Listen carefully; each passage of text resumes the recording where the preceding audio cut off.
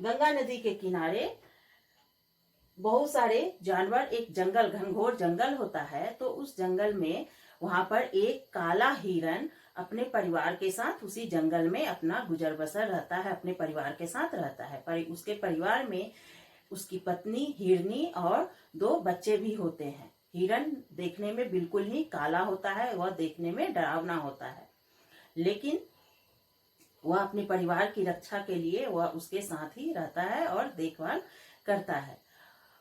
उस जंगल में उसे बहुत डर होता है कि क्योंकि उस जंगल में बहुत सारे खूंखार जानवर भी होते हैं।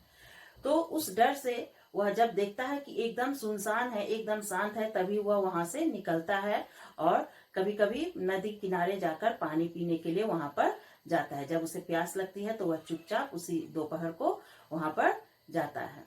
एक दिन की बात होती है, बहुत सारे शिकारी वहां पर घूमते घूमते उस जंगल में आ पहुंचते हैं और वे जानवरों के शिकार करने के लिए वो इधर उधर भटकते रहते हैं।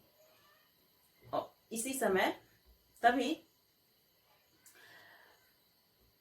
उन्हें लगता है कि उस जंगल में बहुत सारे जानवर हैं और वो काला हिरन पर भी उनकी नजर, वह पानी पीने जाते रहता है तो वहां पर वो जो है उनकी नजर उस पर पड़ती है। तो बहुत सारे शिकारी खोजते खोजते ढूंढते ढूंढते जब उन्हें कुछ नहीं मिलता है तो वे तय करते हैं कि जाकर नदी पर पानी पिए और उसी पेड़ के एक वृक्ष होता है उसके नीचे वे बैठकर आराम करने लगते हैं।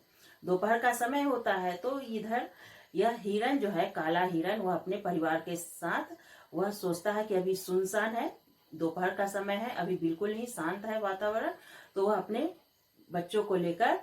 परिवार और बच्चों को लेकर पानी पीने नदी में जाने की तैयारियां करता है, जाते रहता है। तभी उसकी नजर उस शिकारी पर पड़ता है तो वह एकदम दम साधे वह पेड़ के पीछे आड़ में वह छिप जाता है।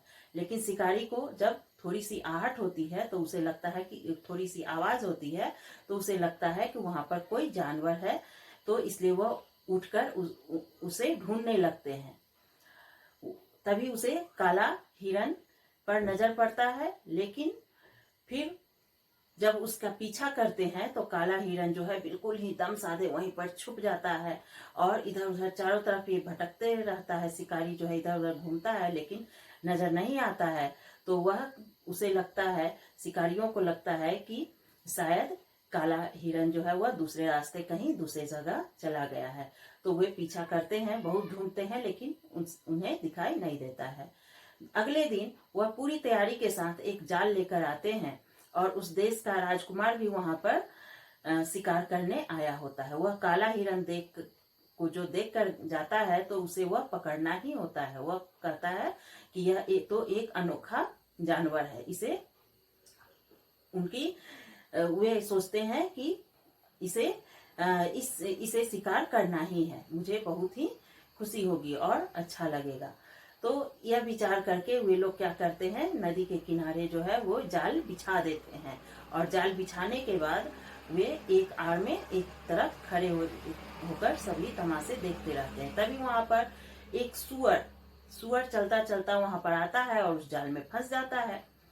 अब शिकारियों को लगता है कि कोई जानवर उसमें फंस गया है, वे आकर देखते हैं तो ये तो सुअर होता है। तो लेकिन सुअर जो है वह दम लगाकर, ताकत लगाकर उस जाल को तोड़ देता है और अपनी जान बचाने के लिए वह दौड़कर भागता है। वह भागते भागते नदी में छलांग लगा देता है ताकि वह बच जाए, उसकी जान बच जाए। तो वहां का शिकारी भी जो है वो नदी में कूद पड़ता है और उस पर हमला कर देता है। वह भाला फेंक देता है जिससे कि वह जो है वह घायल हो जाए।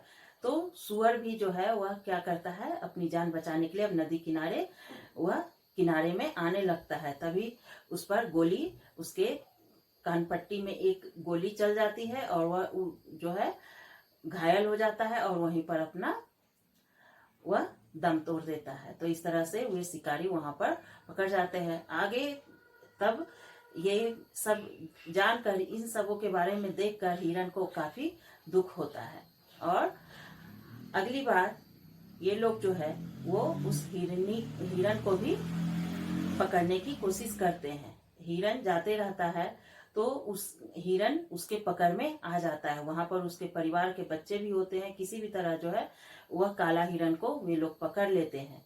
तो वहां पर आकर हिरन, वह हिरनी जो है उनके पास आकर वह इस तरह से उन्हें हिरन को सहलाने लगती है और उसे उसके पास खड़ी हो जाती है और इस तरह से ममता भरी आंखों से वह राजकुमार को देखने लगती है कि राजकुमार का हृदय पिघल जाता है और वह जो है उस हिरन को छोड़ देते हैं। वह काला हिरन जो है उसे छोड़ देते हैं।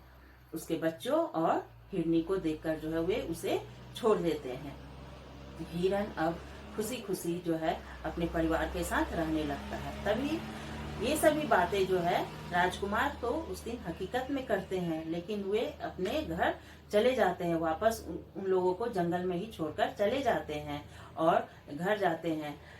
तो स्वप्न में उन्हें ऐसा लगता है कि वे इस सभी बातों को वो स्वप्न में देख रहे हैं। लेकिन जैसे ही स्वप्न में देख रहे होते हैं तो कल सुबह प्रातः उठते ही जैसे ही उनकी नींद खुलती है तो वो आगे जाकर अपने आंगन में, अपने बरामदे में, अपने बगीचे में जाकर देखते हैं तो वो काला हिरन अपनी हिरनी के साथ वहां घूमने आया करती है। रोज जो है वह सुबह प्रातः होते ही वह वहां पर घूमती है।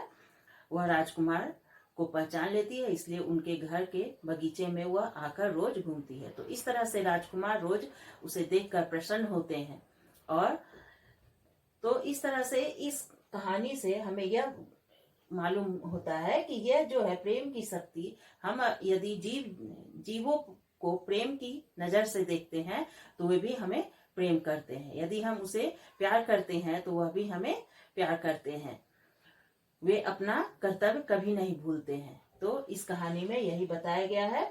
और कुछ कठिन शब्द जो है ये सभी यहाँ पर लिख दी हूँ। जैसे हिंसक है, जीवों की हत्या करने वाला, उत्तम, श्रेष्ठ, अच्छा, सबसे अच्छा, झुंड, पशुओं का समूह, ग्रुप, पशुओं का समूह जो होता है, अद्भुत, अनोखा, विचित्र, अजीब, खटका, आवाज, नेतृत्व, अगुवाई, मुख, चुपचाप, ओझल, गायब, दम साधे, सांस रोककर, विपत्ति, मुसीबत, आश्चर्य, हैरानी, भयानक, डरावना, रक्त, खून, आत्मसमर्पण, स्वयं को हवाले करना, कातर, दुखी, दृष्टि, नजर। तो ये सभी कुछ शब्द है, ये सभी तुम लोगों के बुक में भी दिया गया है और कुछ मुहावरे भी है वहां पर, जिसे तुम लोग देखकर अच्छे से पढ़ोगे। यदि समझ में नहीं आता है, कुछ दिक्कतें होती है तो तुम लोग फोन करके पूछोगे। धन्यवाद। Thank you.